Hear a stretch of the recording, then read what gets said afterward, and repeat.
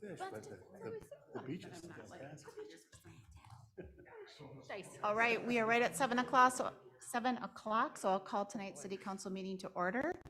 And Karen, could you have a roll call, please? Councilmember Husnick, Here. Councilmember Valento. Here. Councilmember Erickson, Here. Councilmember Roberts, Here. Mayor Bain. Here. I'd like to invite everyone to rise and join us for the Pledge of Allegiance. Pledge allegiance to the flag of the United States of America and to the republic for which it stands, one nation, under God, indivisible, with liberty and justice for all.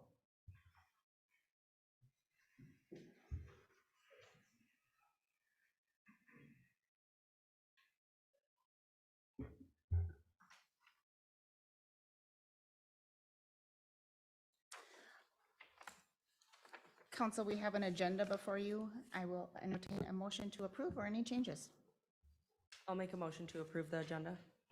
Can I make one change? I'd like to remove 6Q from the consent agenda. to vote Well, on that's a separate. different motion, though. Let's do that as part of the consent Okay. agenda. I second the motion to approve the agenda. Perfect.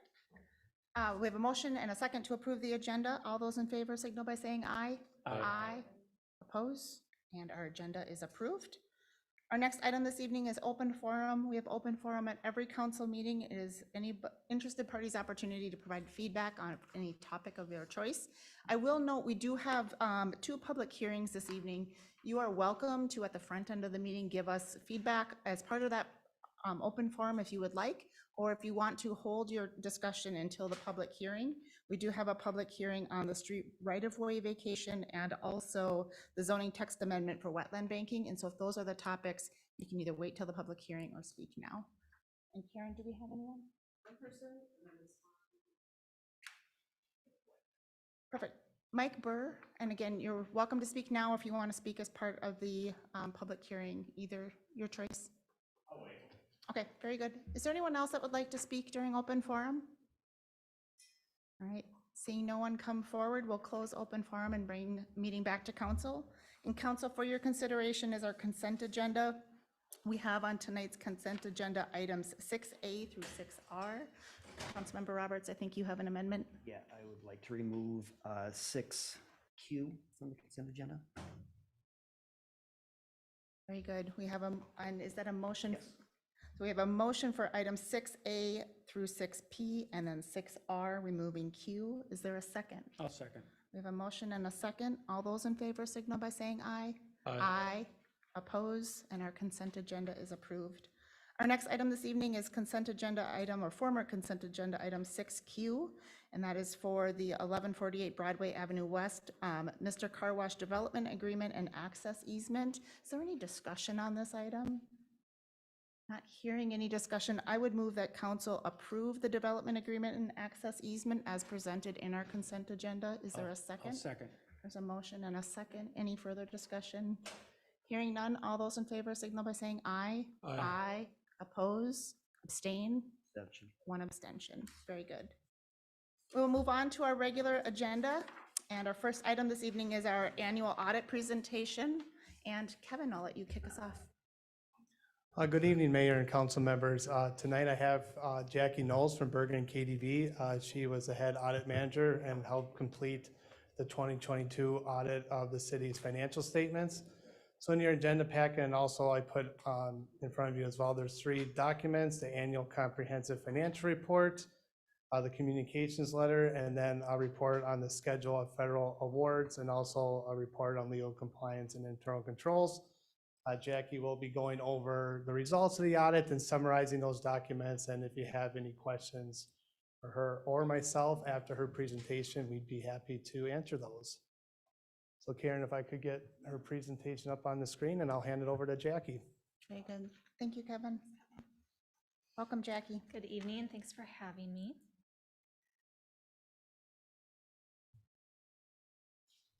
As Kevin noted, I'm going to be going over a summary of the results of our audit and then moving on to a summary of the financial operating results for 2022. So the main purpose of our audit is to provide the city our independent auditor's report. And in that report, we state that management is responsible for the numbers or the amounts in the financial statements, and our responsibility as auditors is to express an opinion on the financial statements based on the results of our test work. This year, we're providing an unmodified or a clean opinion. It's the best that we can offer and the same that the city has received for the last several years. What that does is it provides assurance that the financial statements are presented fairly in all material respects. The city's financial position as of December 31st, 2022, and all of the activity that occurred within the year. The Office of the State Auditor also requires us to report on compliance with Minnesota state statute or Minnesota legal compliance, and we did not have any findings there. We did have just one internal control finding this year, our only finding. It's the lack of segregation of accounting duties, which probably sounds familiar. I do want to note that it is at a reduced level this year. Last year it was at the highest level. This year it's at a mid-level finding because we are recognizing the controls that the city has in place in its various transaction processing procedures. But ultimately, much of the control, the access, the review responsibilities still lie with the top finance staff members, so there is still a risk with the internal controls overall. So then with that, I'll move on to the financial results for the year.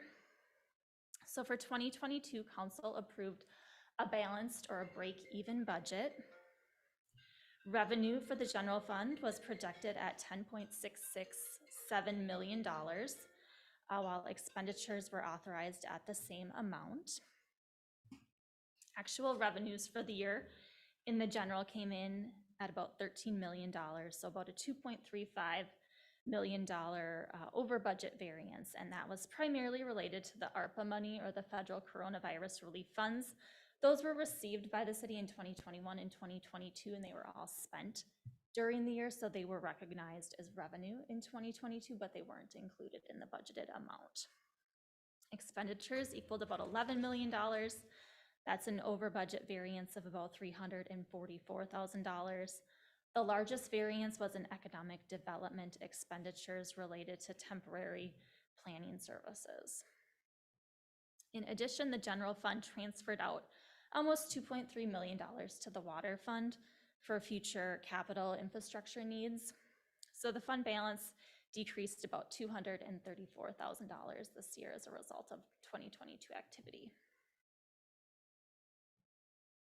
And this next graph shows the general fund for the last 5 years. You can see that the fund balance has gone up from 2018 to 2021 before decreasing that $234,000 in 2022. There are some components of fund balance, but the bulk of fund balance is called unassigned, which means it's available for spending on any purpose.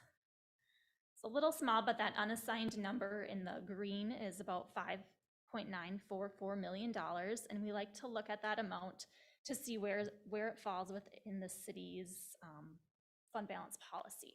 So the city's policy calls for a minimum unassigned fund balance equal to 50% of the subsequent year's budgeted expenditures, and that $5.9 million figure is 52.3% of what was budgeted for 2023. So in compliance with your policy at the end of the year.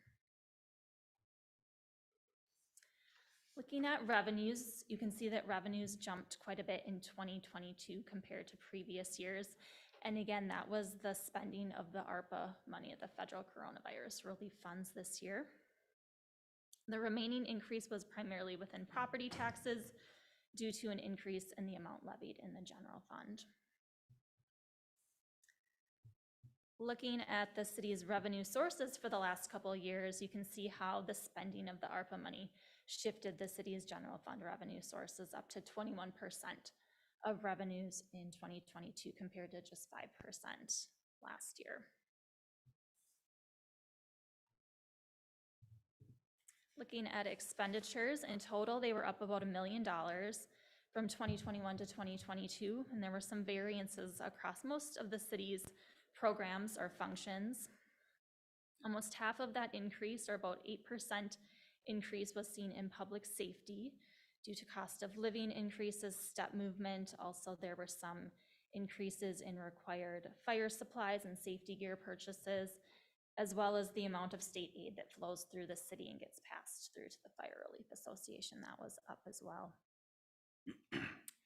Economic development expenditures were up about $233,000 due to temporary planning services, hiring of additional staff, and TIF-related expenditures.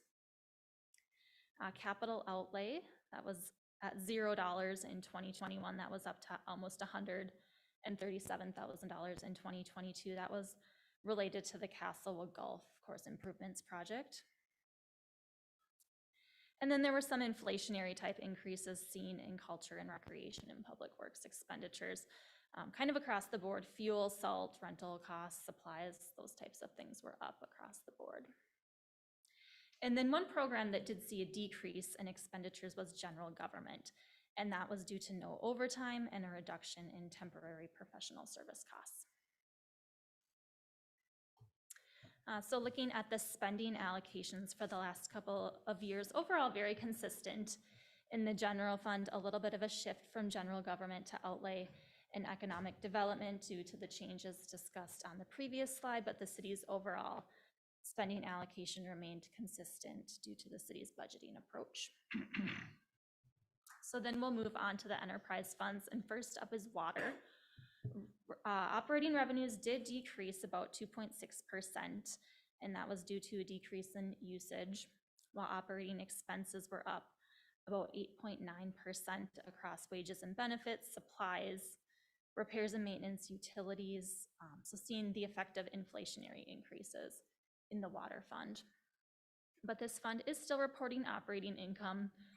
Operating income did exceed $400,000 in 2022, so this fund continues to build up reserves for future capital needs.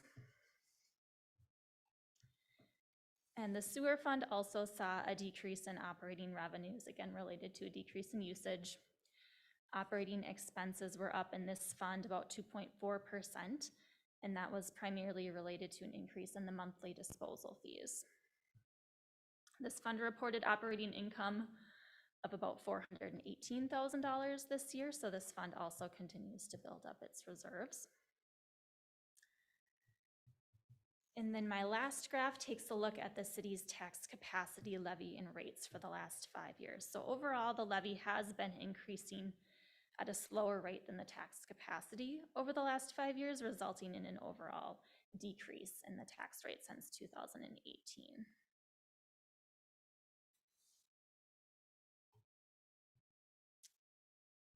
And that concludes what I had prepared. Take any questions from anyone. Thank you, Jackie. Council, what questions might we have about the audit report for either Jackie or Kevin? A lot of information contained. Any questions?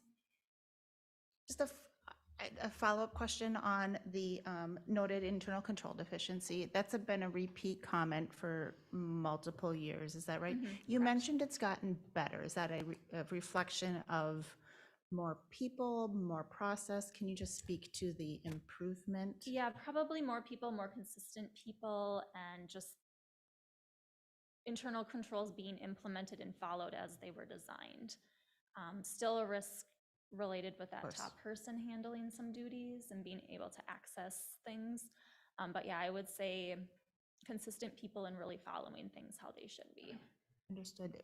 For an organization of our size and with our staffing levels, would it be a reasonable goal to eliminate that comment completely in the future, or are we just in a spot where that is the nature of the beast? I feel like we've fallen into the latter, but I don't want to not do something that maybe would be recommended. Right, it would be really difficult to eliminate it because you'd almost have to have that top person not have access to anything and just really be reviewing, and that's not really practical in a city of this size. Kevin might encourage that,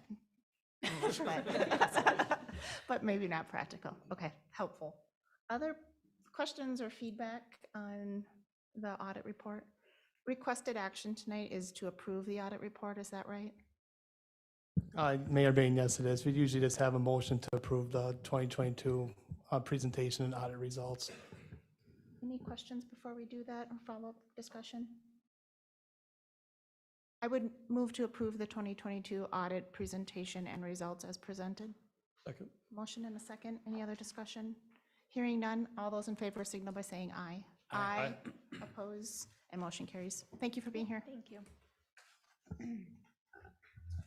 Our next item this evening is 7B, Resolution 612-2304, County Household Hazardous Waste Cooperative Agreement, and this was sent to council under a separate cover this afternoon and also is printed on the dais in front of us. Abby, I'll turn it over to you. Thank you, Mayor Bain, members of the council. Since long before my time, I think a number of years, the city has been in discussions with Washington County about their desire to create a new Northern Environmental Center household hazardous waste site. We've been in discussions with the county this last year as the county has looked to refine their plans and to purchase property near the city's parcel of land that is at the kind of intersection of Highway 61 and Headwaters Boulevard. Tonight before you is a cooperative agreement that outlines the roles and responsibilities of both the city and the county in moving forward with a potential land swap of land that the city owns for land that the county owns. So as shown on the map in the staff report, and I apologize, I don't have it right in front of me at the moment, but right at the intersection of Headwaters Boulevard and Highway 61, the city owns land. We would be considering exchanging that land for land that is at the corner of Highway 61 and County Road 50 or 202nd Street. That would allow us to combine lands that already exist, that are already city-owned, our compost site, for a future potential consolidated public works campus. The county, as part of their project, would end up building their household hazardous waste site, the environmental center, the roads going into the site, extending the utilities, and all of that is outlined in the agreement. What this agreement really does is it memorializes at least the future intent and will help the county move forward as they look to do a future subdivision project and a site plan approval process through the city. They really can't engage in those until we kind of say, yep, we know you're going to do this on our land, and this helps memorialize that. So tonight from the county, we have Greg Wood, the Building Services Director, and Eric Jalowitz, the Capital Projects Manager. They're going to provide you with a brief presentation and any questions, any answers, and then also in the audience tonight as support, our Commissioner Fran Miron is here just as for other additional discussion if needed. Very good. Thank you, Abby. And welcome.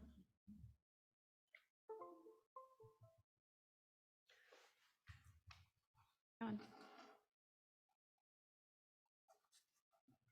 There we go. Here we go. All right, good evening, Mayor Bain and council members. I would like to thank you for allowing me to present to you tonight. My name is Eric Jalowitz, and I'm the Capital Projects Manager for Washington County. Also in attendance tonight is Commissioner Fran Miron, who represents your district on the county board.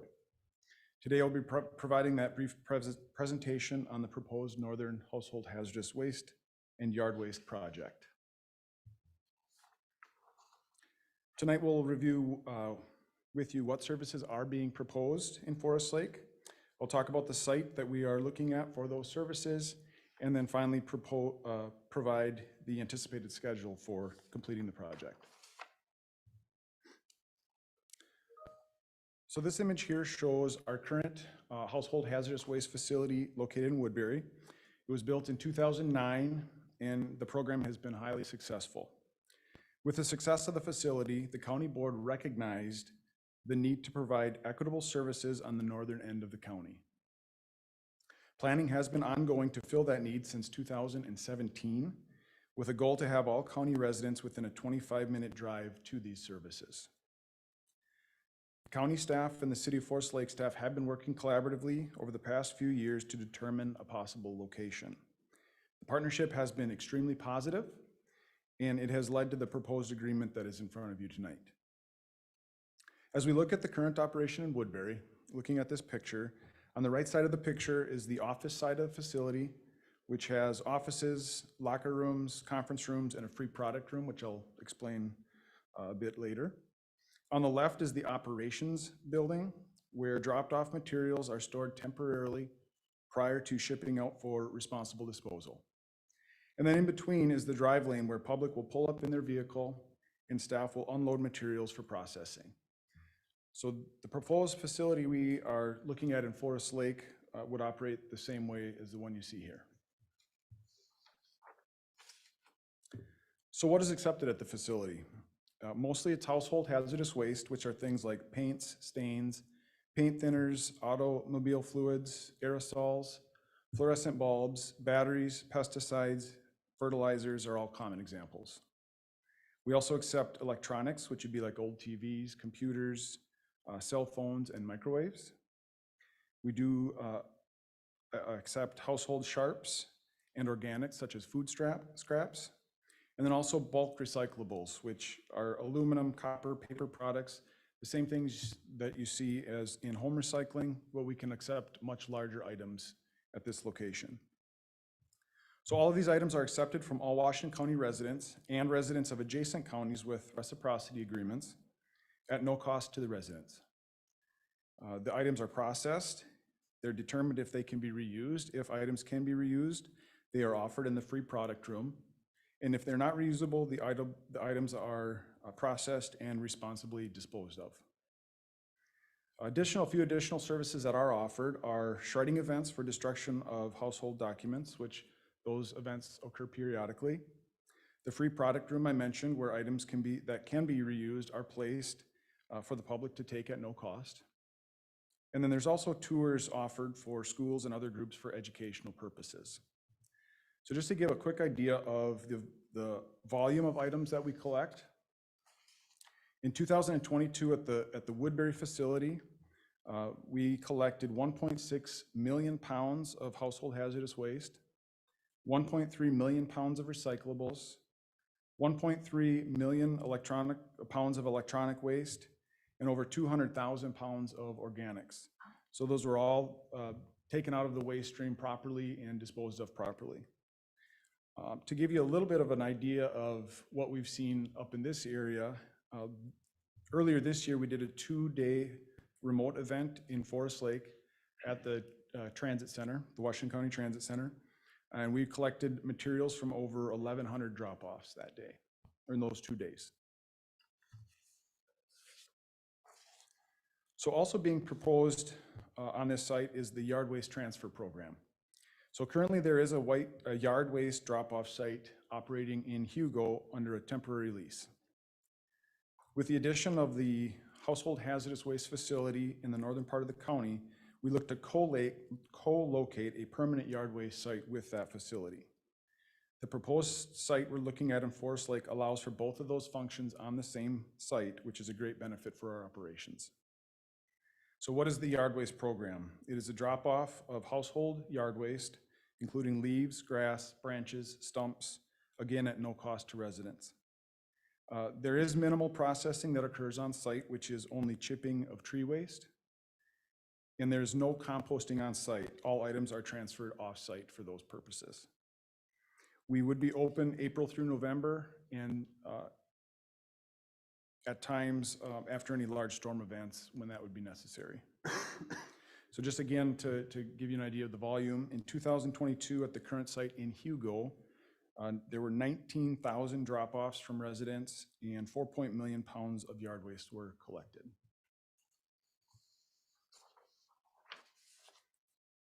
Just taking a quick look at the proposed site. As you see in this diagram, Highway 60 runs north and south on the left side, and then intersecting at the bottom is Headwaters Boulevard.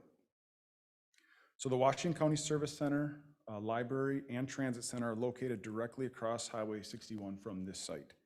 This creates great synergy for county services. Not only is it convenient for public needing multiple services, it also is highly efficient for our county operations. Headwaters Boulevard would be extended east across Highway 61 in this proposed plan. This would include signal modifications and also turn lanes to enter and exit the site. We would also include a pedestrian connection to enter the new site along the new proposed city street. The facility you see here is proposed at 22,500 square feet, which is the same size as the Woodbury facility, with identical services that we have at Woodbury, other than Woodbury does not have yard waste at that site. The yard waste site proposed on this lot would be 4 acres. The current site in Hugo is roughly 2 acres, so it's much larger. The new city street would be terminated at the northern border of the proposed county lot to service the city-owned parcel for any future needs that the city would have. And then the county is going to bring in sewer and water utilities from the north. They're located now at the corner of Highway 61 and County Road 50, and those would run through the city-owned parcel to get to our site.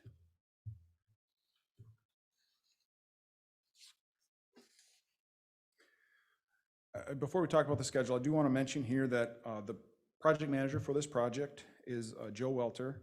He would be delivering this presentation, but he is out of town at a conference, so I got delegated instead. Joe will be bringing this project through to the completion for the county. Our anticipated schedule for this project, if the city council and county board both approve the agreement before you today, is to start construction yet this fall after Labor Day. If we hit all our approval milestones as planned, we anticipate opening the building and the operations in the fall of 2024. Before we close, I would like to thank the mayor and the city council for their considerations on this agreement and project. I would like to thank our Washington County Board for their support and leadership, especially Commissioner Miron. And lastly, I would like to thank the City of Forest Lake staff for the great partnership that has been formed, including Patrick Casey, Abby Whitman, Dave Adams, and Ryan Goodman. This has been a very positive and extremely productive experience with this great team. So really want to thank them as well. And with that, I would be happy to stand for any questions you may have. Thank you so much. Council, questions that we may have? I guess the question would be to Dave. You've been involved with this all along. How's this going to help us, Dave, the city of Forest Lake? It'll get us out of the compost business for one, which would be super helpful. It's a drain on our staff in the spring and the fall. They're going to be doing about the same thing as transferring everything out, but they won't be using county employees. They'll be contracted where we just can't, as a city, can't afford to do that. So that will be the biggest thing, just in staff time. I mean, it'll still be offered. It'll be about a couple hundred feet to the south of where we're at, so it doesn't really change locations. I know in the past, there's kind of pushback of going down to 180th and closing ours in that distance, but this will be basically back spot with a controlled intersection. That's, but I'm surprised we haven't had an accident there with people taking that left-hand turn off of 61. You know, there's no bypass lane, no turn lane, anything going into that current site. So I think it'll improve safety. And the land swap gives them a perfect spot for them right off of headwaters, plus then gives us more acreage to stay out of the fly zone for public works as well. So it's a good swap of land for what we're both going to use it for. What is the planned acreage for the yard waste site on the county site? How does that compare to the size of what we have today? Are we getting bigger? Are we making a smaller footprint? About the same? Do you have an estimate? It is, I think the parcel that the county would be getting is larger, but I do know that there's significant wetlands on that as well that cannot be used for anything other than the wetlands. Is the plan though same services around kind of type of materials that are accepted? Is the experience for residents similar to what they're experiencing today? Yep, we don't offer wood chips or compost. Washington County will not either, but they will have a one-stop shop where you can bring, food waste and recyclables and hazardous waste and compost all at once. We're now having either waiting for the cleanup days at the transit center a couple times a month or a couple times a year, and then otherwise driving all the way to Cottage Grove. So I mean, it's a huge benefit just to the residents to have something like that year round, to be able to bring that. It'll save our ditches too of TVs and not that end up there. So Maybe we can keep a couple out of the ditch. yes, That yes, kinda, we might see a bonus on our 30-year dumpster getting filled up. Mayor Bain, the size of the future yard waste drop-off site would be about 4 acres. Ours right now is a little less than 2. So just for scale. There's been a discussion over a number of years, and, you know, as Dave alluded to, we have struggled with just the logistics and economics of continuing to provide this service. However, we've also heard from residents that it's, you know, very important, and the proximity is very important. So continuing to offer this service is something we've heard that folks want. We also, though, hear of people making the trip to Woodbury for the additional items, and so having that option here in Forest Lake, I think, is a great amenity. And it also just happens to relate to what we may be doing related to a future public works facility, and there's some other, you know, related adjacent city projects that maybe kind of make this a nice campus plan. So I'm happy to support this evening, but any other questions? I Go have ahead. a question, I don't know if it would be to the city or not, but who pays for the expense of that additional road, or the additional road that goes east of 61 into the site? That city, or is that county? So that is, Go ahead. Or the county is will build it up to the property line, and then it'll get turned over to us as a city street. So that picture where their driveway comes into their site, that'll be Washington County's, but the road coming off of Headwaters all the way up to the property line will be turned into a city street. It'll get dedicated back to right away. Any other questions? Looking for approval for resolution 6/12/2304, if anyone's ready. Make a motion to approve Resolution 6/12/2304, approving the cooperative agreement with Washington County and authorizing the mayor and city attorney and city clerk to sign. Second. We have a motion and a second. Any further discussion? Hearing none, all those in favor signal by saying aye. Aye. Oppose, and motion carries. Thank you for being here. thank you. Always nice to see you, Commissioner. Okay.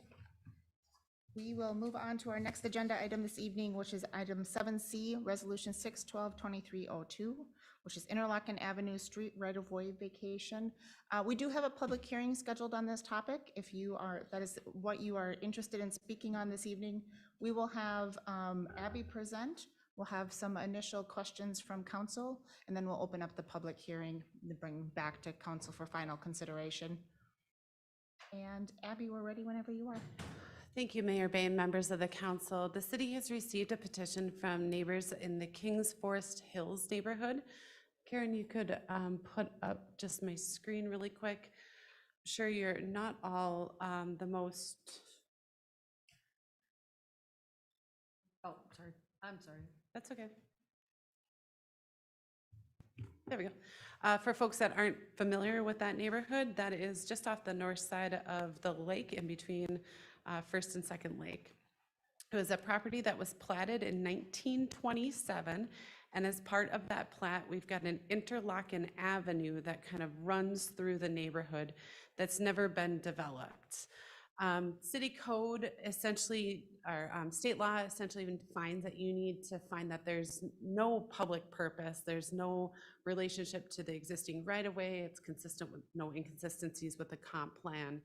This is a right-of-way that has never been used by the city. It has not been developed. Over the years, different neighbors have asked this very same thing, but there really hasn't been that momentum through the neighborhood to really get all of the neighborhood on board with the potential vacation. Now that we have that, staff does believe that there is a public purpose in vacating this right-of-way and making that right-of-way contingent or contiguous with those adjacent properties. So before you tonight is a consideration of a resolution vacating that public street right-of-way, and staff would recommend the council move to approve resolution 06-122302, vacating a public street right-of-way located within the city of Forest Lake, Minnesota. I am available if you have any questions through the public hearing process or discussion period. Thank you, Abby. Can you clarify, when was the right-of-way put in place? 1927, so almost 100. 1927? 1927, it's almost 100 years old. You voted on it? Yeah, right,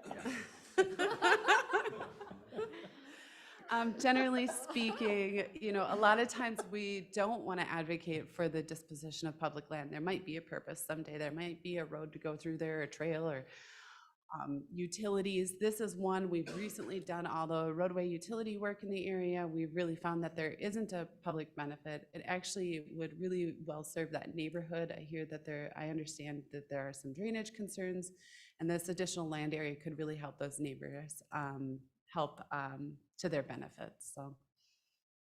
In your presentation, did you speak to, or did I hear you mention that it seems that there is a neighborhood kind of spirit of support? I know we'll probably hear more of that in the public. Open. Yes, as part of the application that was submitted by the McGrath property, they did also submit a petition with the property owners signing on to the petition. Very good. And if I missed that in the packet, my apologies. This was a large packet. It was a very large packet. Okay. Thanks, Kevin. And just one more question. Have you had any opposition? No opposition, no expressed? public comment to date. We did notify of this public hearing 10 days in advance of the meeting. Nobody has reached out to city staff that I'm aware of. Understood. Very good. Any other questions of Abby before we open up the public hearing? Hearing none. All right, with that, we'll open up the public hearing. Anyone that would like to speak on this topic, you are welcome to do so. Please join us at the podium. Is there anybody that would like to speak at the public hearing? Head shake. Not seeing anyone come forward, we'll close public hearing and bring the consideration back to council. Okay, council, the floor is yours. Any follow-up questions, considerations? No, as long as they're not heating up the tar and feathers, it's. How do we move forward with this?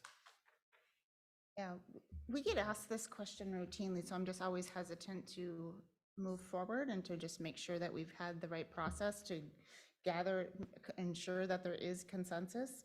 But if a right-of-way that was created 100 years ago isn't needed anymore, then let's fix it. So it seems like it's Madam Mayor, I make a straightforward. motion that we adopt resolution 06-12-23-02, resolution vacating a public street right-of-way located within the city of Forest Lake, Minnesota.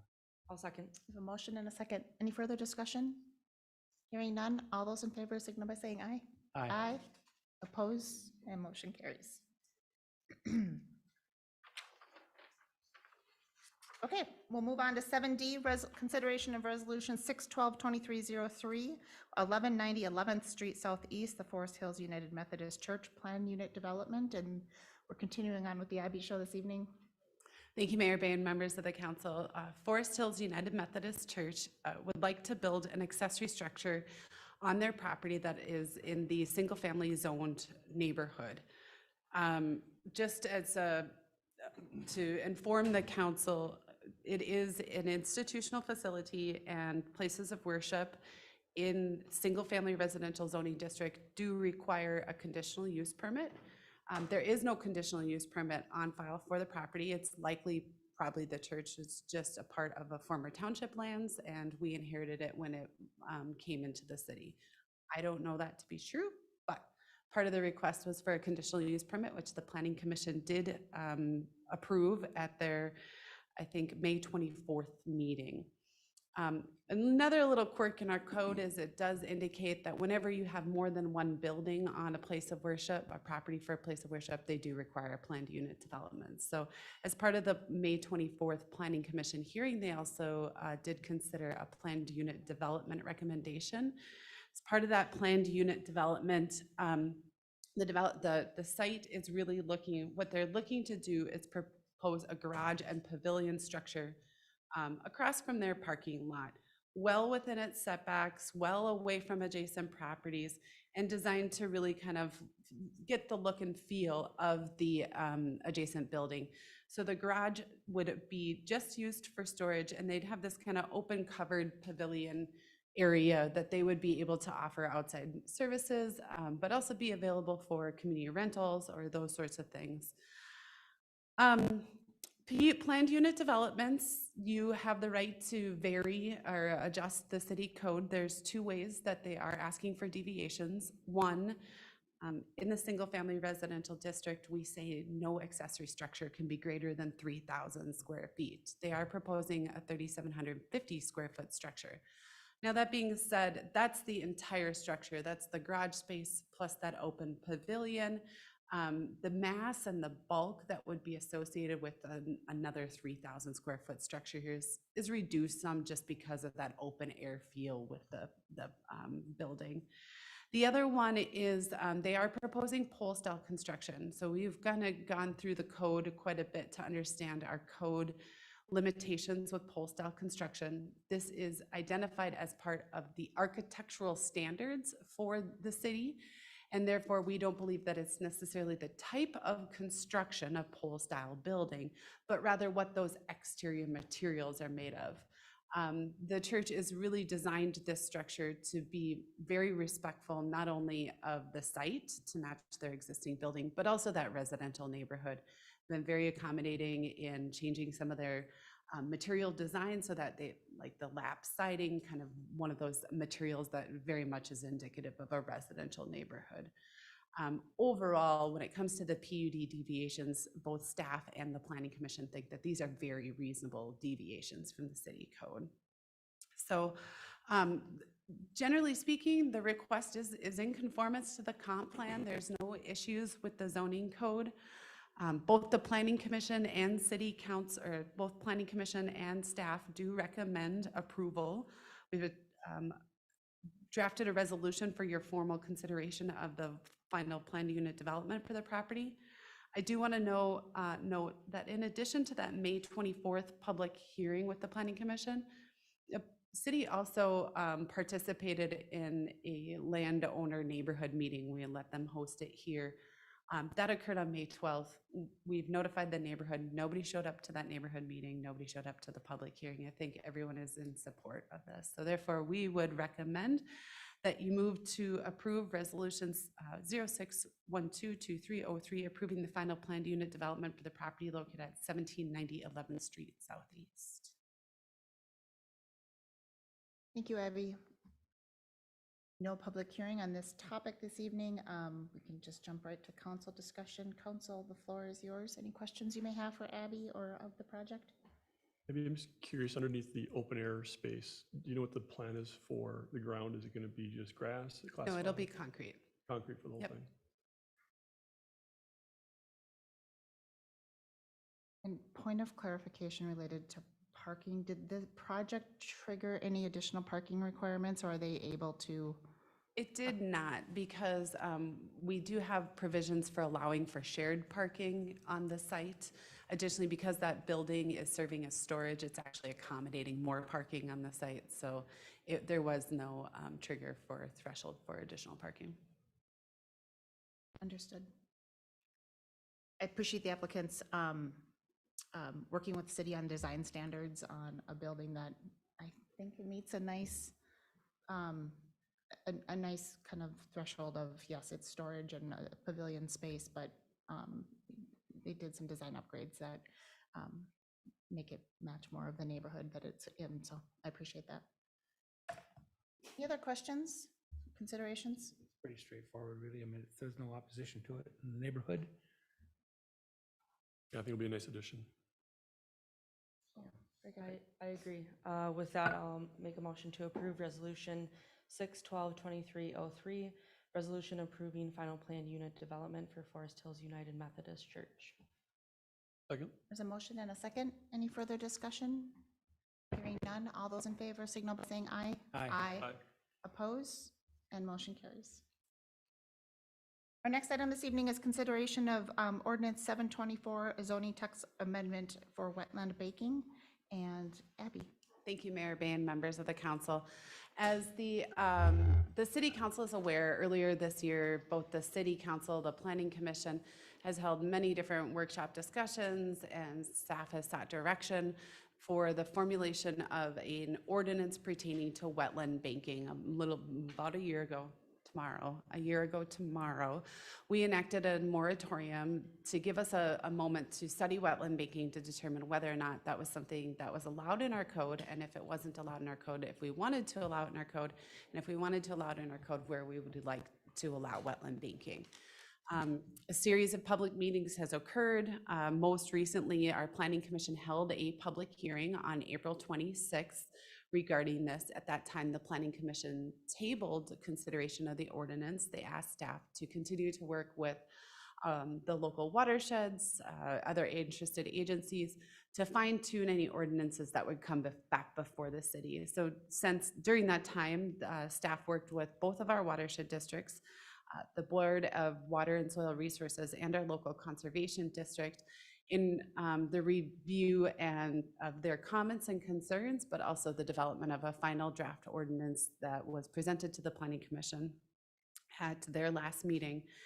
That last meeting, because of the circumstances where we're in with wetland banking, staff, just the same as presenting to you this evening, have brought forth 2 different ordinances for city consideration.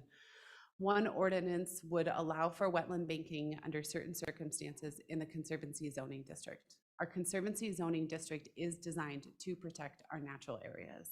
It's a very logical fit for wetland banking, and if the council was favorable to this, any property owner could petition to rezone their property to the Conservancy zoning district.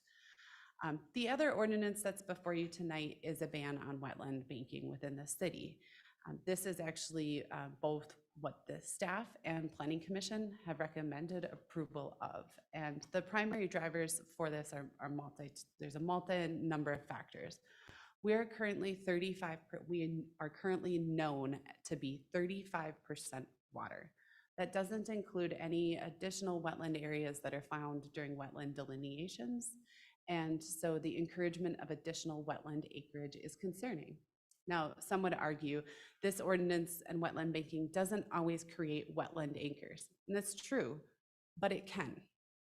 People can take high and dry land with wetland banking, and they could end up making new wetlands.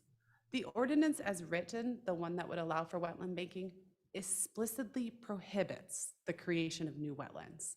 It would only allow wetland banking by restoration, enhancement, and preservation. Thank you, Amanda. But even that, staff is concerned that there is a monetization of wetland banking, and that the allowance of wetland banking within Forest Lake, though could serve our local development community, would also be of a great interest to a wide development community. And there is concern that some of the wetlands within Forest Lake would end up becoming a benefit to outside development community versus the local community.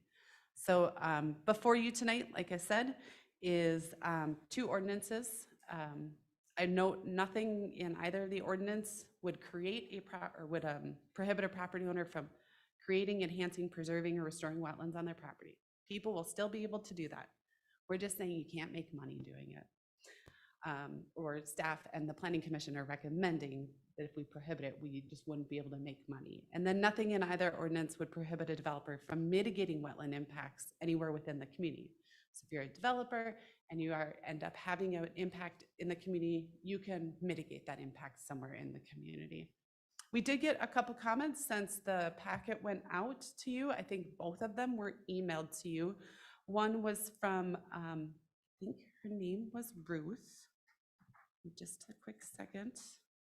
Got it close by. She was really concerned about filling of wetlands. And I don't know if that education was there, that this ordinance doesn't contemplate filling wetlands. The other one is from Comfort Lake Forest Lake's president, Stephen Schmaltz. He has submitted 2 comments now. Both of them suggest that there are concerns with the education of what wetland banking is within the community, the potential impact to the public, and the additional, cost benefit analysis for doing projects. But that was also included. Both of those can be read into the record if you'd like me to. But I wanted to at least note that on the record. So again, two ordinances before you. One, to either deny wetland banking or another to approve. And I certainly can help you work through those. I also have the motions that I can put up on the board if you'd like me to. So I'm here if you have any questions for me. Otherwise, I do believe we notified this as a public hearing and the council should probably take comment and discuss. Abby, let's take an initial first round of questions to Abby and then open up the public hearing. Is there any initial questions?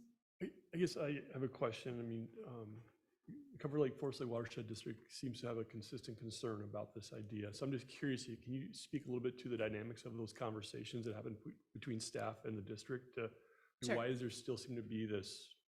The district's, so Comfort Lake Forest Lake Watershed District's primary purpose is to help protect the Comfort Lake Forest Lake watershed.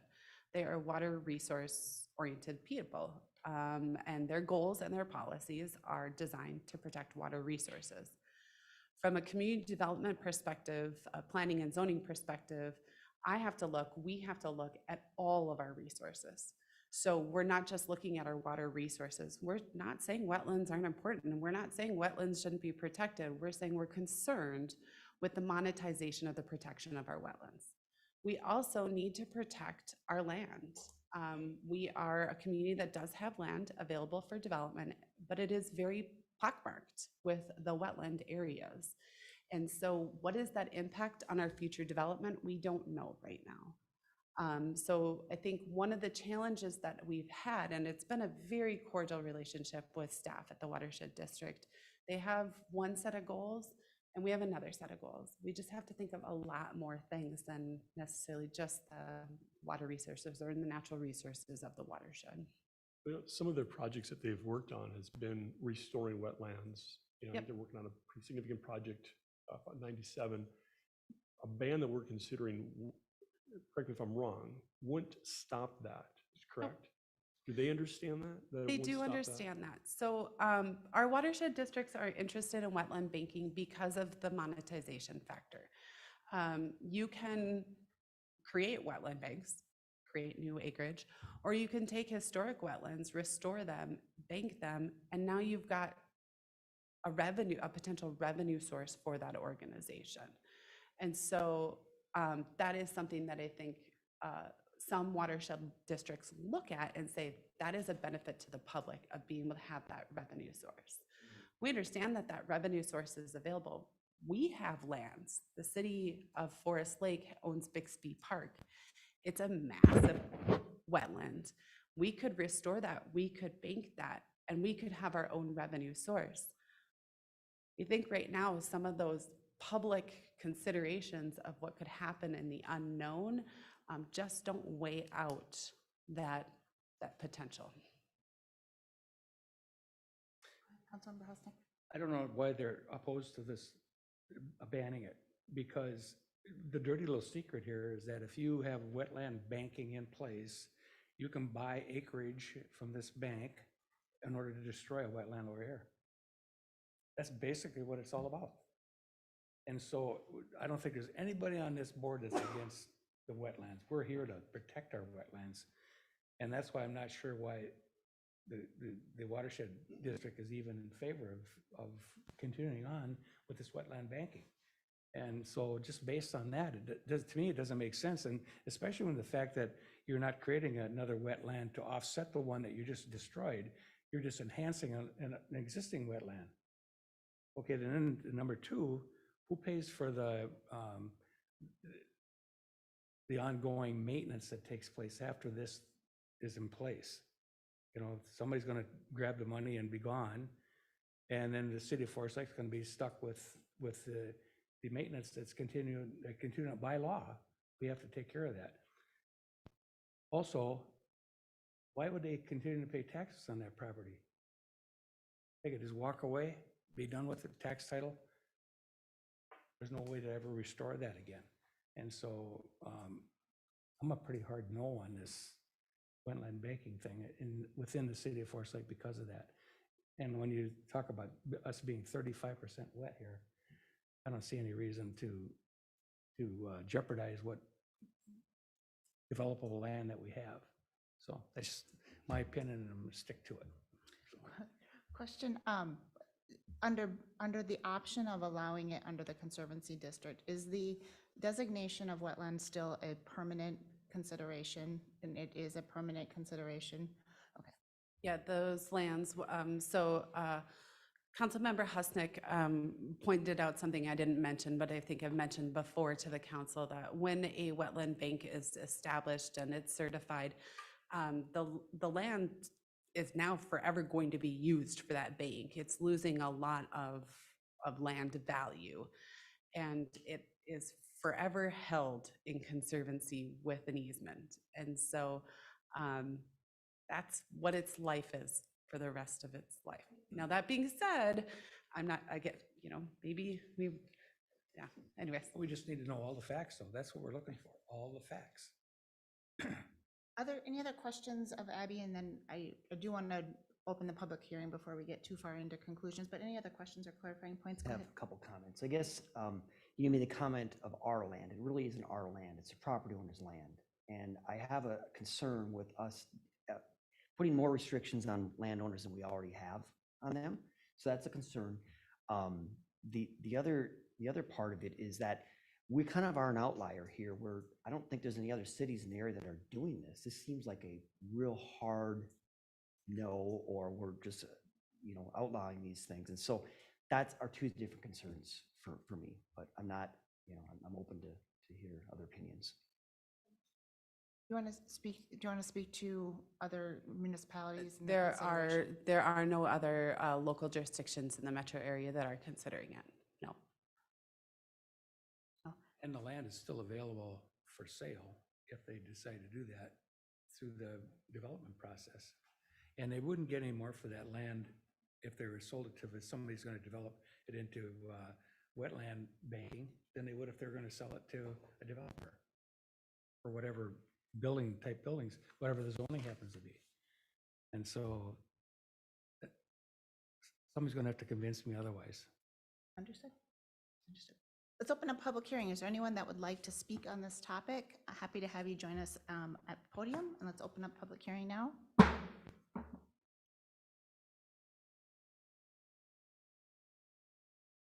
Public hearing open for a moment here. Anyone changing their mind, like to speak? All right, not seeing anyone come forward, we'll close public hearing and bring consideration back to council. Council, consideration, thoughts? I think the planning commission had it right. I know that in the letter from the watershed district, they were kind of commented the fact that they thought there was maybe some misunderstanding and all that on the planning commission's part. I didn't see it. I'm not sure. I think they had all the information. And the other thing too about our planning commission, they're an experienced bunch. They've been around here a long time and been serving the city for a long time, most of them. And so I really do think that they got it right. So, and you guys already heard my opinion on it, so. Councilmember Erickson. Just point of clarification, Abby, did I understand you correctly that if there's a local developer that comes across wetland on their site, that they can develop wetlands somewhere else in the city to offset that? Did I hear that correctly? Yes, we would allow for them to mitigate. They'd have to go through proper permitting channels through. There's an avenue. If they were made their requests and it got through the local TEP panel, the technical evaluation panel in that respective watershed district, yes, we would allow them to do that elsewhere in the city. Otherwise, their option is to find a wetland, a bank to buy it from. Correct.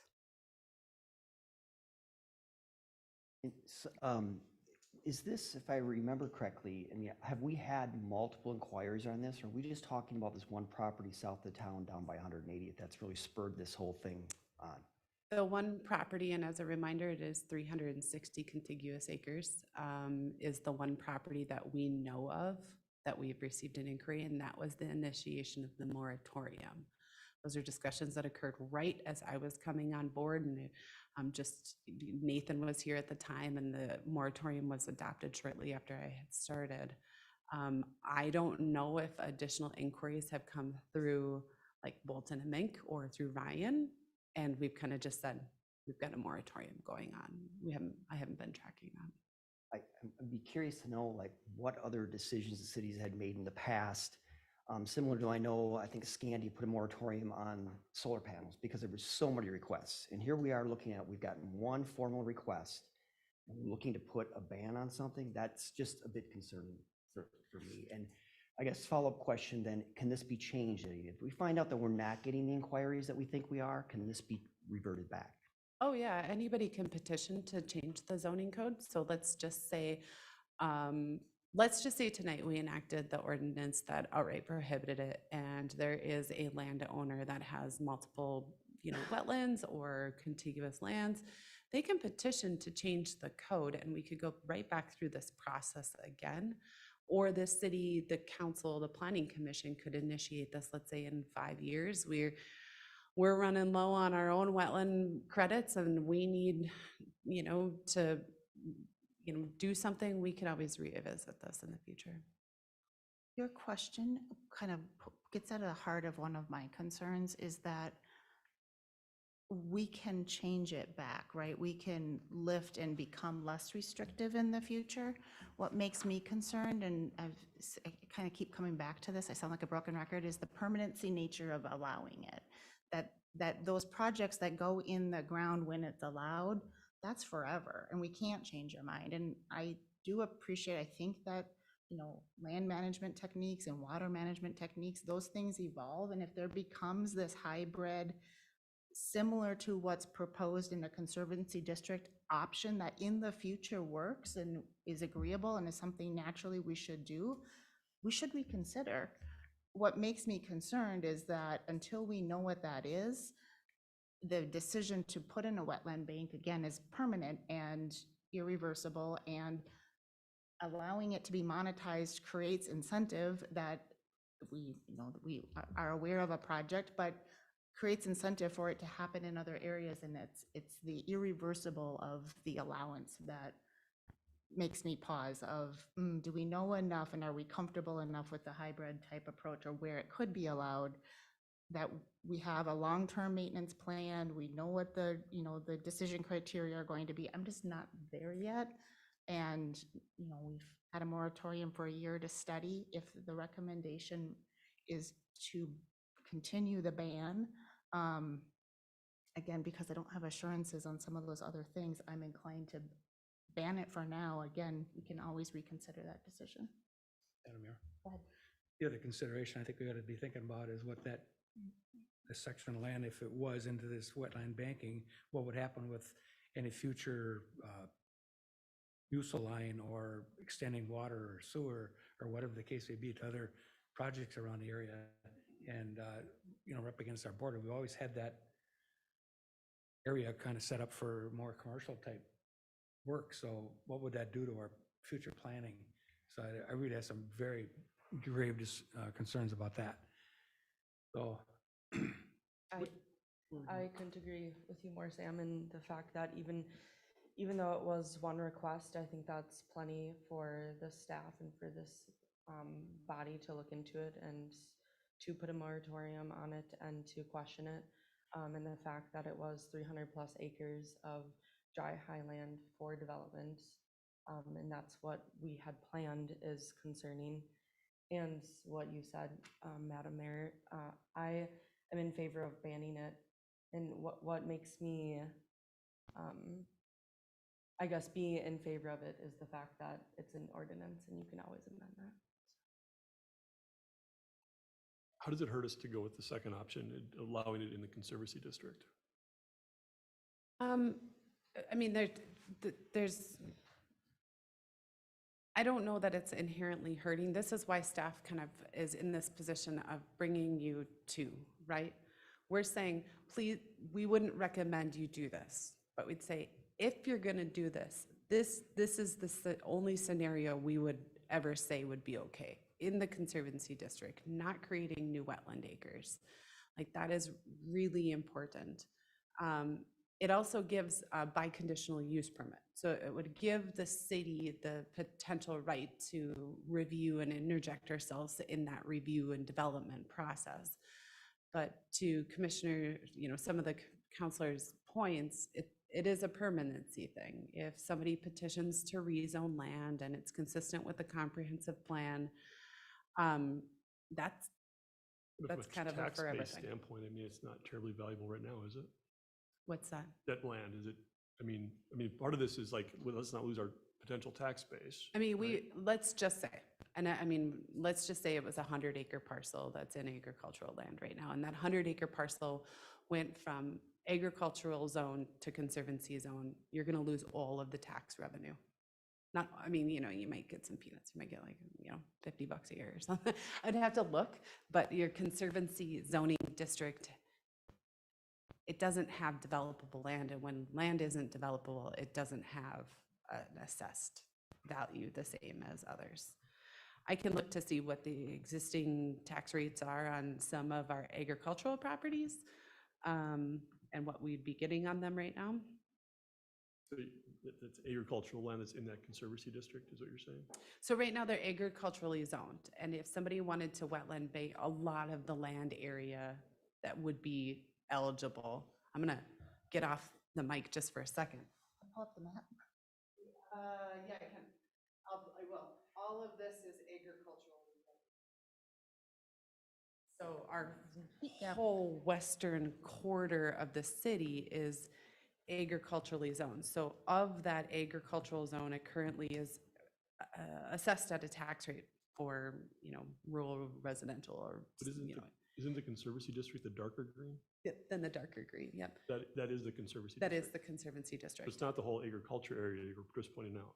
Well, what I'm saying though is those areas are going to be those areas that are going to be ripe for development of something, be that a wetland bank or some sort of urban development. We're an urban community, we're guiding the areas for urban development. So while this code, an ordinance says you can do it in the conservancy district, anybody can petition to rezone any property to conservancy, and as long as it's consistent with the comp plan. We really can't deny that. Saying that okay, so you're saying we can't deny it? We really can't deny a rezoning if it's consistent with the comprehensive plan. So if that were to happen, so say a party were to come forward in an area that isn't today a conservancy district and they want to create a wetland bank, the step potentially could be to rezone to a conservancy district, and then this would allow them to create a wetland. Is that, there's a council approval in that allowance. I mean, surely we'd be able to say, if your intention is to rezone this to conservancy to create a wetland, that would be a reason for denial, would it not?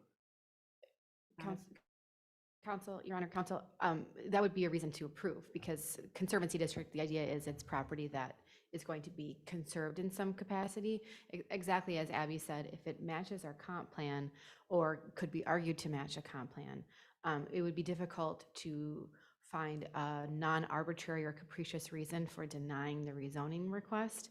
And then once it's rezoned as conservancy, we have the CUP that we put in there, so it's a conditional use, but conditional uses, you generally have to approve, you can just include conditions on them. And so that is staff's concern, is that a lot of our ag property, which we're hoping in 10 years, 20 years, 30 years becomes developable land, would then go to this forever and ever wetland bank.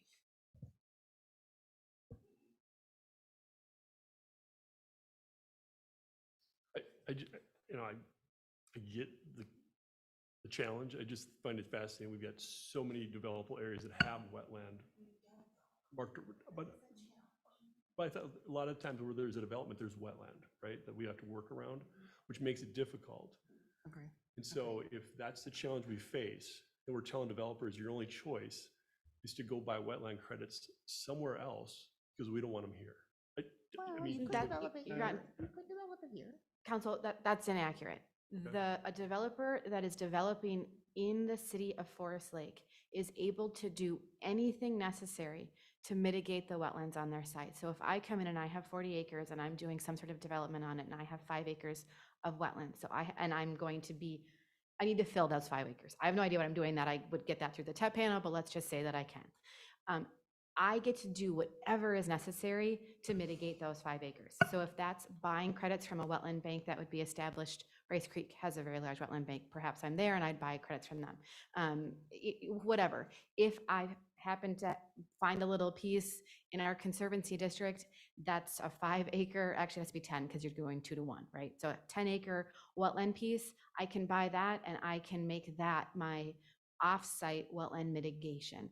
The developer gets to do everything that they need to do to get their site developed. What we are trying to avoid is wetland banks are generally used by developers not developing in Forest Lake. They're developing maybe somewhere else in the state, maybe not even in the state, and they're trying to find a place where they can buy these credits to offset what they're doing in those communities. And what we're trying to do is say, well, that's not great because now you're taking our land to do something, taking a property, city property, or city within the property. I completely understand what you're saying about property owner rights, but city within the property to offset something that has no value to our community, and you're stripping all of the value out of the 10 acres that sits in our community. I empathize. This is a complicated issue, and it does feel heavy-handed to use a complete ban. But absent something that changes in the Clean Water Act, or absent some other modifications that are beyond the control of this council, this is, in my humble opinion, the best way to protect future development in our city. Yeah, because I'm concerned about the ongoing maintenance that's required by law once this takes place too. Not only are we not collecting any kind of tax base, but we're required to take care of the wetland. So who pays for that? We would end up getting stuck for it. That's not completely accurate. The landowner would be obligated to do the future maintenance. But it could be argued that if the landowner defaults and doesn't pay their taxes and the property goes tax forfeit, then that's going to end up in the public's realm That has happened to take before. care of. That has happened in the past. We've spent a lot of time, talking to the community, going through the comprehensive plan process, going through different development process, our strategic plan. I've never heard anyone say, you know what we need in Forest Lake, we need more wetland. Like it's always been the opposite conversation, and we're always dancing around the map and trying to, working on project plans. And I think about all of the gyrations that Chestnut Creek went through on trying to get, developable sites within that challenging property. And so something that monetizes the creation of more and that forever is, I think, challenging. And if there is in the future some option that is a good option that, kind of addresses some of these concerns, I would like to reverse course, and let's always, keep an eye on what makes sense. But it's the forever nature that just really has me still challenged. Any other points of feedback? Staff has given us 2 options in our packet. The first option is the first option is to deny in total, and that would be the appropriate action would be to consider ordinance enacting Title 15 Land Usage, Chapter 153, Section 309 Wetland Banks, or option 2 would be to approve with the Conservancy District, and it's the second portion that's on our screen. Madam Okay, Mayor, go ahead. I'm ready to make a motion. Go ahead.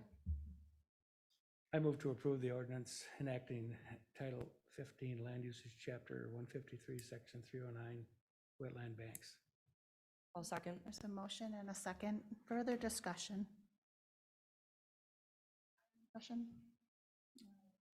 All those in favor signal by saying aye. Aye. Aye. Oppose? Nay. And motion carries. Thank you. And also, really, thank you to the Planning Commission, who's done a lot of work on this topic, and should have mentioned that earlier. I really appreciate their consideration. Okay, we can move on to our next agenda item, which is Agenda 7F. Consideration for Shadow Creek Estates, property at 6150 202nd Street North. Abby. Oh, is it me? Thank you, Mayor Bain, members of the council. So first I want to note the materials that went out to you last week. Note staff would recommend tabling this item due to an unpublished public hearing. Since I sent those materials out, legal counsel has advised we do not need that public hearing. So you might want to pay a little attention just because I am going to ask you to take action on this tonight. That is not to table, but we'll walk through it. I think this one is, it's easier than wetland making. We'll say that, right? So Todd Christensen of Elmcrest LLC intends to develop the Shadow Creek Estates. It's a mixed-use development that would preserve the existing farm site stables and produce 46-unit single-family attached townhomes to the north. So I think you've seen some concept plans, some different projects over the years on this, and nothing has really materialized. The developer has kind of separated the east and the west from the site somewhat to really look at these independently. Because of that creek running through the site, this east side operates in a whole different way than the west side operates. So under this new development plan, that whole southern portion south of the creek would end up remaining as is. Shadow Creek Stables would continue to operate exactly as it's been doing, and that is really well supported in our comp plan.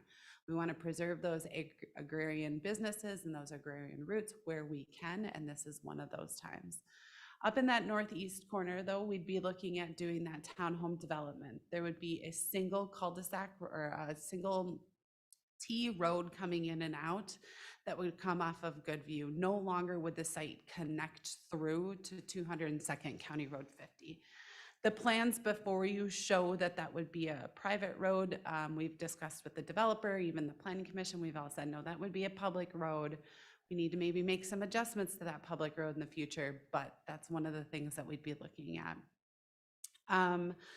So when we're looking at our planned unit, tonight we're looking at a comp plan amendment, a planned unit development, a preliminary plat, and a rezoning. The comp plan guides this property for high density, so 15 to 20 units per acre.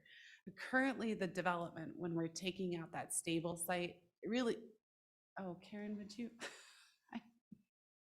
hey, Dave, would you please, I'm gonna go back really quick. This is what I was showing you earlier when I said that the west half was out of the development site. So here's that creek running through. Shadow Creek Stables is going to be preserved. We'll end up with a new road coming off of Goodview, but that road will no longer go through to 202nd Street. So hopefully we're all up to date now and where I was, everything I was looking at least. The density for this portion of the development is only about 6 to 7 units per acre. I think we got it up to a little over 7 now. Whereas that western side of the property has 23, almost 24 units per acre. And so one of the things that really needs to happen is a transfer of some of the density from that west side that the landowner owns to the east northeast side.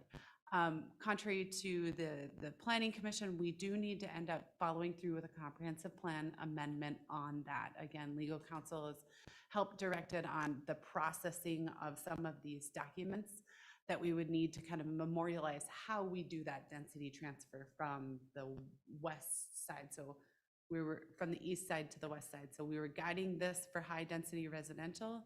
And because we've got that single family here, and we've got highway along through here, this townhome development at a little bit lower density really helps serve as that buffer between what is going to anticipated to be highway development in the future. And so overall, this is, when you look at the properties that the developer owns, this is consistent with the comp plan if we go through a comp plan amendment process. Comes to the zoning code, again, that preservation of that hobby farm, that's a legal non-conforming use. That means it's allowed to stay. It's allowed to stay in perpetuity. And our comp plan says, let's keep it in perpetuity. And so the landowner wants to keep it there. He does actually live on site. The single-family attached would all have 4 to 6 units per building, just a little bit more, a little bit less. Looks like we might end up with a 3-unit building on the south because these are anticipated wetland impacts.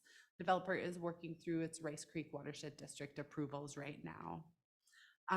Overall, in the PUD analysis, there was so just a couple things that the developer was seeking. Front yard setback of 20 feet to the back of curb, that would end up providing though 25 feet to the building itself. A fence height of 7 feet instead of 6 feet, and that would be a privacy fence on that north side shared with those single-family residential property owners. And then that future ownership and maintenance of the road, even though the road will be public because of the limitations through there, as part of the development agreement, we would require that snow removal would be a responsibility of the HOA in the future.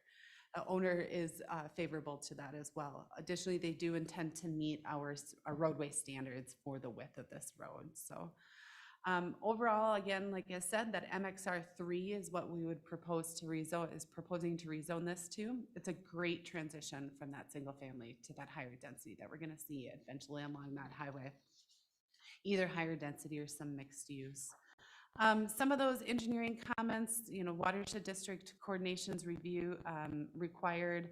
We'll need trail easements, and we'll need driveway separations, and we're going to need easements for utilities. A lot of that is still to come, and as a part of the conditions that were included in the staff report. Over my year here, I think we've had a number of neighborhood meetings, at least 2 neighborhood meetings. The planning commission's held at least 2 meetings.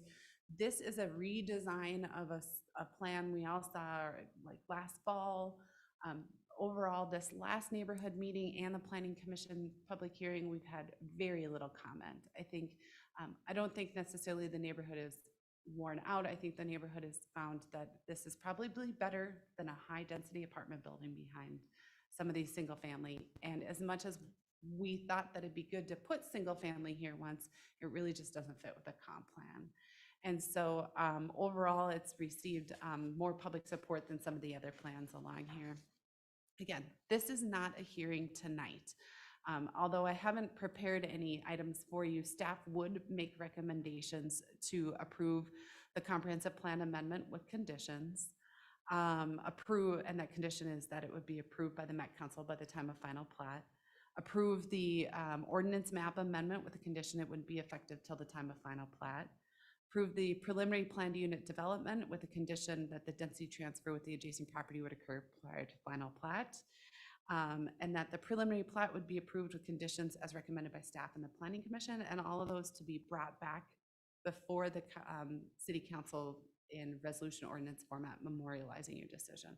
I do have on the dais tonight for you cheat sheets, if you hadn't already found those, were all the handfuls of things we had going on, but there is 4 different actions there for you, and I can pull them up for you as well.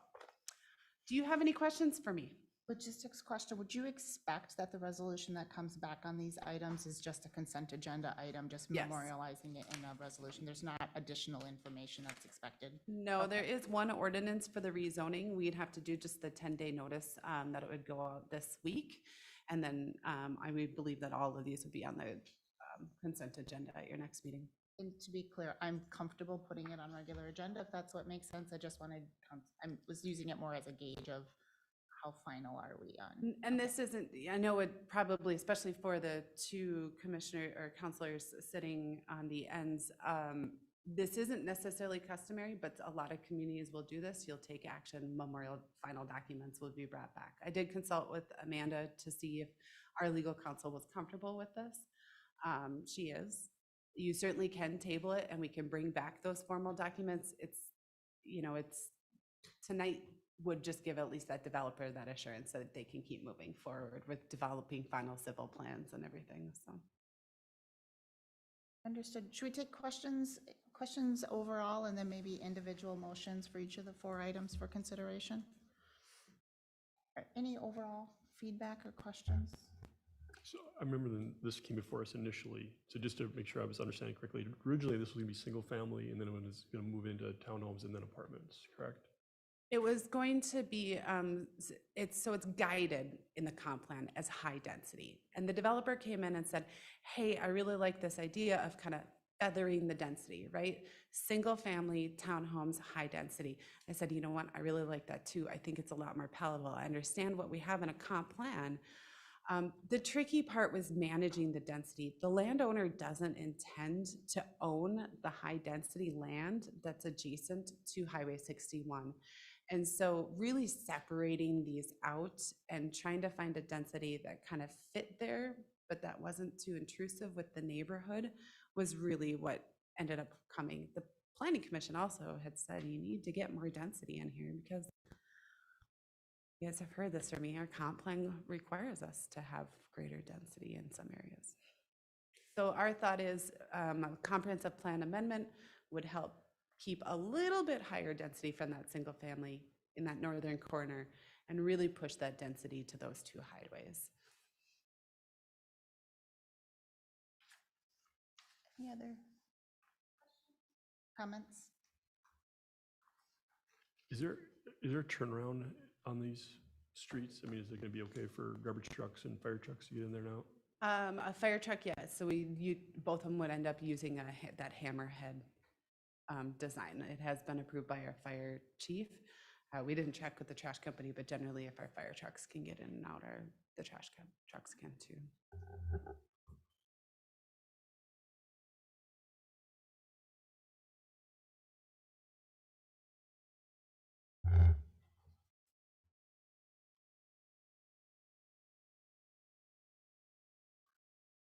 So we have for your consideration 4 different actions. I'll kick us off unless, I don't want to cut off discussion if there's further discussion. If we're ready for action, I'll kick us off by moving that council approve the Shadow Creek's Estate Comprehensive Plan Amendment with the condition it is approved by Met Council by the time of final plat, and to direct staff to bring back a resolution memorializing council's action. Motion, is there a second? Second. Motion and a second. Any discussion? Hearing none. All those in favor signal by saying aye. Aye. Aye. Oppose? And motion carries. Mayor, being members of the council, in this next motion, it says to bring back a resolution that would be an ordinance memorializing the council's action. I'll keep us rolling with a motion to approve Shadow Creek Estates zoning ordinance map amendment with the condition it will not become effective until the time of final plat approval, and to bring back an ordinance memorializing council's action. Is there a second? Second. Motion and a second. Any discussion? Hearing none. All those in favor signal by saying aye. Aye. Aye. Oppose? Motion carries. I'll continue on here. Move to approve the Shadow Creek Estates preliminary planned unit with the condition the density transfer with the adjacent property will occur prior to the final plat approval, and direct staff to bring back a resolution memorializing council's action. I'll second. And a second, any discussion? Hearing none. All those in favor signal by saying aye. Aye. Aye. Oppose? Motion carries. And last but not least, I move to approve Shadow Creek Estates preliminary plat with conditions as recommended by staff and the Planning Commission, and to direct staff to bring back a resolution memorializing council's action. There's a Second. motion and a second. All those, any discussion? I will just say this project has been under consideration for a very, very long time. It is great to see it moving forward. I know the property owner has done a lot of work to get it to this point, and I appreciate also the neighborhood's concerns, and I think we've got a good buffer plan in place, so I'm happy to support this evening. With that, all those in favor signal by saying aye. Aye. Oppose? And motion carries. That brings us to the end of our planned action agenda this evening. We do have one quick item for discussion purposes, discussion of the 2024 budget calendar, which I think, Kevin, you're going to tell us we're going to start tomorrow. Is that about right? Yes. Mayor Bain and council members, yes, this in front of you is just an outline of where we're looking at for our planned meeting dates for what they're going to look like going through the rest of the year. I know you've gotten a lot of budget items already put in front of you, which is, in my experience, it's great to get these budget conversations rolling as early as we can, this way we have plenty of time to look at and get all the information we need. So next planned budget would be at the workshop in July. That's where we would look at the long-term capital plan update, just with looking at all the success that the city had with the bonding bills and updating those plans with that worked into it, just to provide an update on how that looks. And then also provide an update on the long-term plan for the water, sewer, and surface water management funds. We haven't presented those yet, so those would be in there as well, not only looking at what the 2024 budget would be, but then the capital plan for those and any rate structure changes or suggestions that we have at that point as well. From there would be August, which has been consistent, have our workshop where we would wrap everything together, bring in the general fund presentation and proposal for what staff would be recommending there, along with anything that council has asked to see as far as different requests you would like to see in that 2024 budget, cost estimates and how that affects that the general fund there. And then in September, just kind of reserve the workshop for any updates that we have as far as what comes out of that meeting in August or any of the plans in July. As by September 30th, we are required to submit to Washington County our preliminary tax levy. So really by that workshop in September, seeing what the council would like in there, where we want to set that preliminary levy just for Councilmember Roberts and Councilmember Erickson. This is where we set the preliminary tax levy. At this meeting, we can set the tax levy at a certain amount, and we cannot approve a levy higher than that when we require the final certification by the end of the year. So we can certify a levy, we can't increase it, but we can certainly decrease it come the end of the year. And then from there, depending where we're at with the budget, we would hold any workshops needed in October and November. And then at the first meeting in December is when we usually approve the tax levy and the budgets for 2024. We'd like to do it at this meeting, just depending, because history shows that the second meeting in December is usually canceled. That's with the holidays, but if something does come up, we can always have a meeting where we can approve later in December if we need to, but this is just the schedule that we are planning to follow for the rest of the year. I'd be happy to take any questions that you have on this or anything else concerning the budget. Thank you, Kevin. Questions on process? Kevin, I know there's a lot of moving pieces with consideration of the bonding bill, and in particular, the proximity of timing of Eureka Avenue. And so I think seeing that those updates in July will be fantastic. I would just say, council, as you're thinking about the information that we've seen so far, if you have thoughts on reprioritization or pace, or what does this mean? I think getting some of that feedback into Patrick and Kevin sooner rather than later would be great. We'll see their recommendation, but certainly an informed, some feedback from council between now and then. And I don't think you would dislike that, right? Well, if you have anything that you would like to see in there or any questions as we go, the sooner we have that, the better. It just gives us a lot more time to prepare and present that budget, what you're looking for in there. We do, as the mayor said, we do have a lot of moving pieces with this budget. There's a lot of things that have been requested and a lot of things with the bonding bill and whatnot. And just our general other ones that's been proposed with, streets and parks. It's a good thing. There's a lot of things that we're looking at, so it's not a bad thing by any means, but just the sooner we can get ahead of the game and stay on top of it, it makes our planning go a lot smoother come the end. So that's what I said at the beginning, where we started this already and presented this much information already is a good thing, but we just need to keep that moving where now that we presented it, that's not stagnant. If there's any questions or follow-up you would like to see, whether that's at the June workshop or even just a discussion piece you want to see after any council meeting, we can certainly add that in as well. Or if it's just email communication with all of us too, that works as well. Any other points of discussion? All right, let's move into staff updates. We'll start with Karen. Councilmember, Mayor and council members. Just one comment. I received email from Washington County Elections Office, and they are proposing a new JPA agreement with them, which is pretty standard. And just taking a look at the agreement, the major difference that they have right now is, or major changes, that they are setting a cap or a limit on the number of residents in a precinct. So if you recall, the last elections, we did all of the, every 10 years you have to do redistricting. And so I believe at that time, a new district was created in the southern part of the city. We were well within the amount, so they're looking at a cap of 4,500 residents per precinct or per area. We are well within that. I believe each area that we have is already under 4,000, but as the city grows, that's something that we would maybe have to consider the next time we redistrict, is how many residents are in there, and do we have to maybe split that precinct again?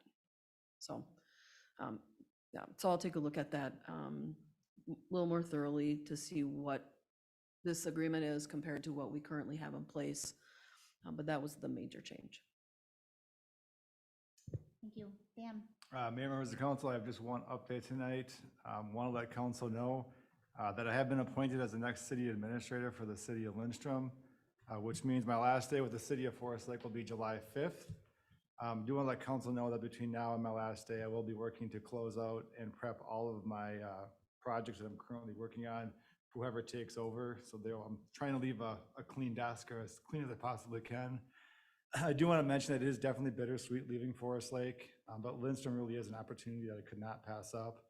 I do want to thank the council for putting up with me over the past 9+ years and for giving me the opportunity to serve the residents of Forest Lake. While I am very excited for my new role in Lindstrom, I will definitely miss working with this community. Thank you, Dan. Congratulations on the new role. Yeah, thanks, And Dan. fortunate for them, and we're of course sorry to see you go, but certainly understand the new opportunity, so congratulations. And this isn't your last council meeting, so we No. aren't going to do the official cake wake quite yet. I will be at I will not be at the workshop, but I will be at the last council meeting in June. Members of the council, Mayor Bain, I think you get the regular updates from the city on Mondays. I think you get them on Mondays, so you might see some of the updates coming through. A couple of the highlights that I just wanted to let you and anybody who might be watching. Chuck Bulcom's digital billboard went live. I sent you all an email to let you know, and the city is actively posting on that. Really exciting. He and Nanette with the chamber have also really looked at some small business advertising options that can really help promote those local businesses that might not have had the chance to get on a billboard in the future. So that was really exciting.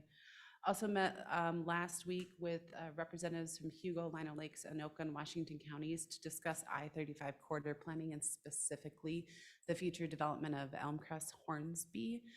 It does look like this group will start to continually meet to really start to look at what type of options for development and corridor transportation planning we can do in this area. In addition to the county engineers, we also had both of the county economic development administrators there as well. So really starting to look at this kind of holistically from a lot of different angles, knowing that some of that development along that I-35 corridor is really kind of pushing us to look at that now. So. And then lastly, we are continuing to meet with the city of Columbus. We're actually meeting on Wednesday this week to talk about Eureka Avenue and kind of start getting that project at least moving forward. So. Debbie? Amanda? No updates tonight, Your Honor. Dave? Weed harvester started cutting today, so fingers crossed we don't get any phone calls of the drifting weeds on the shore, but that started today and they'll be continuing through Labor Day. That early? Usually about the 12th through the 15th is when we start, okay. so that should continue on through the summer. With the no rain, we went over 2.5 million gallons per day for water usage, so our average in the winter is about 900,000, so about 2.5 times that now. So it's, with no rain in sight, it'll just keep climbing. We're only in moderate drought, so if we ever get to that severe, we may have to do a watering ban like we did a couple of years ago, but we'll keep monitoring that. Every Thursday that drought map comes out, so we'll just keep monitoring that and see, but really need some rain. And that is the trigger, is the drought map? Yep, once we get into, I think, extreme drought, then that triggers us to do a watering ban. We are already even odd right now. That's just by ordinance that we the other day watering, but it would be an outright full ban, so I will keep you posted. Other than that, that's all I have tonight. Might be well timed to do a reminder on the odd even. I know that that is not well known, and I'd rather do that than, We can put that on our What digital ban is boards. that? We have the hydrant flushing boards out right now. We can just have it scroll to that too, just to remind people. And that usually follows us around time with flushing, so let's that for sure, and maybe add it to the weekend or the weekly mailer. Also put something out in the email blast at the end of the week as well as on the website. understood. We're in sprinkling season. Second quarter water bills come out in end of June, so that'll decrease the usage then too, once they realize how much the water they've been putting on the That yard. is the other, is the other Sometimes that helps out consideration. too. Yes. Kevin, anything for council this evening? No updates unless you have questions for myself. Congratulations on getting through audit hurdle. It's always a nice milestone. Well done. Very nice, thank you. Councilmember Roberts. I just want to make one comment. I met with Dave and a property owner on a fence issue on, well, 205th, I guess, and there really was no resolution, but agreement that it's both on sides. The city back in the day put that fence, allowed that fence to go in the wrong place, and Dave's been good about working with them and trying to figure out a snow fence situation. So I appreciate Dave taking the time. Councilmember Valento. Just the one update that Arts in the Park started last week. And so it's every Tuesday, started last week, goes until the end of August. And I don't know, there's food trucks, live music, vendors. And last week there were a lot of people there. So I'll be there tomorrow. New dock, expanded dock has been Yes. very well utilized this last couple of just weeks. It's nice to see it's packed. Very good. And congratulations. Councilmember Husnick. I attended the Memorial Day service down at the park. Well attended, great speaker, and the weather was perfect that day, so it was well attended, and so I have no other updates besides that. Thank you. Councilmember Erickson. No updates tonight. All right. And no updates for me either. Just appreciate all of the good hard work, and looking forward to summer season for us as always.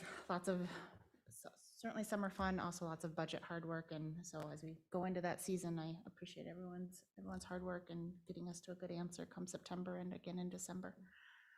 With that, we are at the end of our planned agenda. I will entertain a motion to adjourn. So moved. Second. Motion and a second. All those in favor signal by saying aye. Aye. Aye. Oppose, and we're adjourned. Thank you, everyone.